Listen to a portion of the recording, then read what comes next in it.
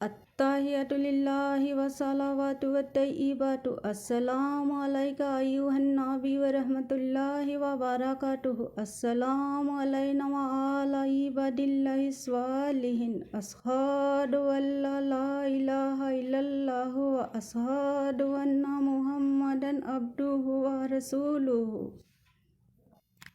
আত্তাহিয়া কি আৰু ক'ত নাজিল হৈছিল আৰু ইয়াক কিয় নামাজৰ প্ৰতি 2 ৰাকাতৰ মূৰে মূৰে পঢ়া হয়?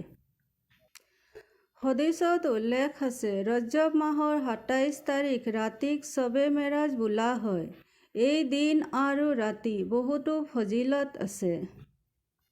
ৰজব মাহৰ 27 তাৰিখ ৰাতি আত্তাহিয়াটো নাজিল হৈছিল আৰু সেই ৰাতিক শবে মেৰাজ বোলা হয়। যেতিয়া আমাৰ অতিকৈ মৰমৰ দুয়ো জাহানৰ চৰ্দাৰ প্ৰিয় নবী হজৰত মুহাম্মদ মুস্তাফা সাল্লাল্লাহু তাআলা আলাইহি ৱাসাল্লামক আল্লাহ তাআলাৰ হুকুমত মেৰাজত গৈছিল আৰু তেতিয়া আল্লাহৰ আৰু হজৰত মুহাম্মদ মুস্তাফা সাল্লাল্লাহু তাআলা আলাইহি ৱাসাল্লামৰ মাজত থকা 70,000 পৰ্দা উঠাই দিয়া হৈছিল। প্ৰথমবাৰ হজৰত মুহাম্মদ মুস্তাফা সাল্লাল্লাহু তাআলা আলাইহি ৱাসাল্লাম আল্লাহ তাআলাক দেখা পাই কৈ উঠিছিল, আত্তাহিয়াতু লিল্লাহি ৱাছালাৱাতু ৱাত্তাইয়িবাতু, অৰ্থ শাৰীৰিক, মানসিক আৰু আৰ্থিক উপাসনা আৰু মুখেৰে যিবোৰ প্ৰশংসা কীৰ্তন কৰা হয় সকলোবোৰ কেৱল আল্লাহ তাআলাৰ বাবে।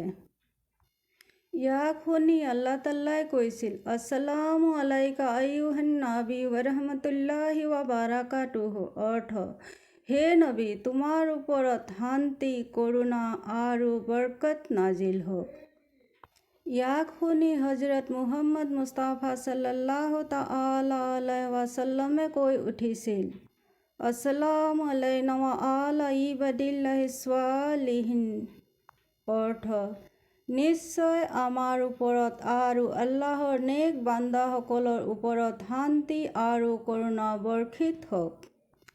ইয়াত মন কৰিবলগীয়া কথা যে আল্লাহ তাআলা নিজে যাক চালাম দিছে, তেওঁৰ বৰকতৰ কামনা কৰিছে, তেওঁৰ মৰ্যাদা কিমান হ'ব। আৰু ইয়াত এটা কথা মন কৰিবলগীয়া কথা যে তেওঁ কেতিয়াও নিজৰ কাৰণে একো এটা বিচৰা নাছিল, সদায় উম্মতৰ কাৰণে আৰু উম্মতৰ লগতে বিচাৰিছিল নিজৰ কাৰণে।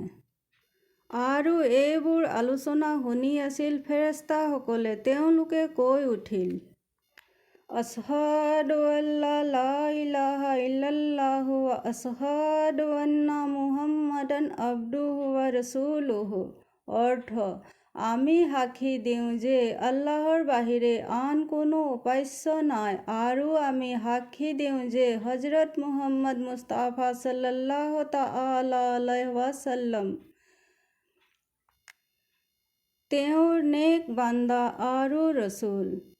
যেতিয়া হজৰত মুহাম্মদ মুস্তাফা সাল্লাল্লাহু তাআলা আলাইহি ৱাসাল্লাম মেৰাজৰ পৰা অহাৰ সময়ত আল্লাহ তাআলাক ক'লে, ইয়া আল্লাহ তাআলা, আপুনি মোক ইয়াত মাতিলে, মই আপোনাক লগ পালোঁ, মোৰ কাৰণে বৰ ডাঙৰ উপহাৰ। মোক মোৰ উম্মতে সুধিব, আমাৰ কাৰণে কি আনিলে, মই মোৰ উম্মতক কি দিম। আল্লাহ তাআলা হজৰত মুহাম্মদ মুস্তাফা সাল্লাল্লাহু তাআলা আলাইহি ৱাসাল্লামৰ উম্মতৰ কাৰণে উপহাৰ স্বৰূপে আল্লাহ তাআলাই 50 ওয়াক্তৰ নামাজ দিলে আৰু ক'লে, হে মুহাম্মদ, যোনে মোক নামাজত সিজদা কৰিব সি নিশ্চয় মোক ওচৰতে পাব, তেওঁলোকে মোক প্ৰত্যেক সিজদাতে পাব। আৰু এই উপহাৰ লৈ হজৰত মুহাম্মদ মুস্তাফা সাল্লাল্লাহু তাআলা আলাইহি ৱাসাল্লাম উভতি অহাৰ সময়ত হজৰত মুছা আলাইহিছ সালামক কোনোবা এটা আকাশত লগ পালে।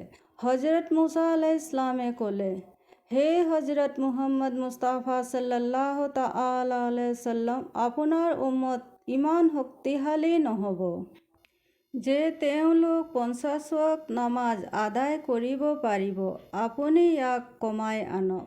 আৰু হজৰত মুহাম্মদ মুস্তাফা সাল্লাল্লাহু তাআলা আলাইহি ৱাসাল্লাম আকৌ উভতি গৈ আল্লাহৰ ওচৰত আৰজ কৰিলে নামাজৰ ৱক্ত কমোৱাৰ কাৰণে। আল্লাহ তাল্লা নামাজৰ ৱক্ত কমাই এইবাৰ 45 কৰি দিলে। আকৌ হজৰত মুহাম্মদ মুস্তাফা সাল্লাল্লাহু তাআলা আলাইহি সাল্লাম উভতি আহিল আৰু এবাৰ হজৰত মুছা আলাইহিছ ইছলামক লগ পালে। হজৰত মুছা আলাইহিছ ইছলামে আকৌ বুজালে একে কথাকে আৰু এইবাৰো উভতি আহিল আল্লাহৰ ওচৰত আৰু নামাজৰ ৱক্ত কমোৱাৰ কাৰণে আৰজ কৰিলে। এইদৰে তেওঁ কেইবাবাৰো অহা যোৱা কৰি 50 ৱক্তৰ নামাজৰ ঠাইত 5 ৱক্ত নামাজ কৰাইছিল। কিন্তু আল্লাহ তাল্লা 50 ৱক্ত নামাজৰ স্বভাৱ 5 ৱক্ততে আদায় কৰিলে, অৰ্থাৎ 5 ৱক্ত নামাজ আদায় কৰিলে 50 ৱক্তৰ স্বভাৱ আল্লাহ তাল্লাই আদায় কৰে।